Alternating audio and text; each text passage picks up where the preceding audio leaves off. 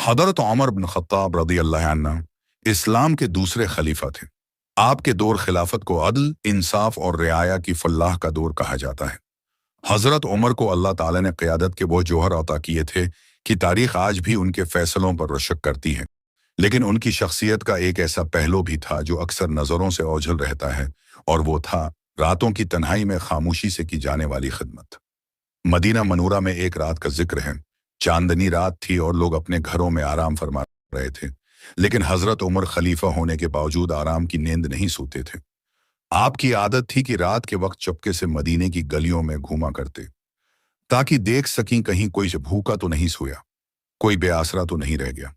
एक रात अपने खादिम असलम के साथ मदीना के नवाह में निकले। चलते चलते एक पुरानी टूटी फूटी झूनपड़ी पर नजर पड़ी। वहां से हल्की सी रोशनी आ रही थी। हजरत उमर रुक गए, कुछ देर गौर से देखा और फिर आगे बढ़े। आपने आहिस्तगी से दरवाजे के करीब जाकर आवाज दी, अस्सलाम अलैकुम अम्मा जान, क्या आप यहाँ अकेली रहती हैं? झोंपड़ी के अंदर से एक ज़ईफ और कमजोर आवाज आई, वालेकुम अस्सलाम, यहाँ अकेली रहती हूँ। हजरत उमर ने मजीद पूछा, क्या कोई आपका ख्याल रखता है? बूढ़ी औरत ने कहा, अल्लाह का करम है, एक शख्स रोज आता है, मेरा पानी भर देता है, झाड़ू लगा देता है, खाना पका देता है और फिर कुछ कहे बगैर चला जाता है।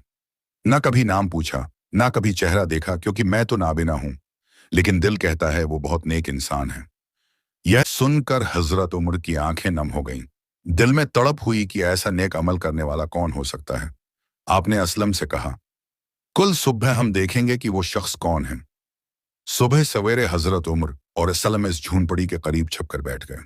कुछ देर बाद एक शख्स आया, खामोशी से झूनपड़ी के अंदर दाखिल हुआ। नेशुम उसने पहले पानी भर कर रखा, फिर झाड़ू दिया, बावर्ची खाने में जाकर सादा सा खाना तैयार किया। बूढ़ी औरत से हाल पूछा और बगैर कुछ कहे वापस निकल आया। इस्लाम ने हैरत से देखा, वो शख्स कोई और नहीं बल्कि हजरत उमर बिन खत्ताब रजी अल्लाह अन्हु खुद थे। इस्लाम की आंखों से आंसू बहने लगे। अर्ज किया, या अमीर अल मोमिनीन, आप खुद ये सब करते हैं?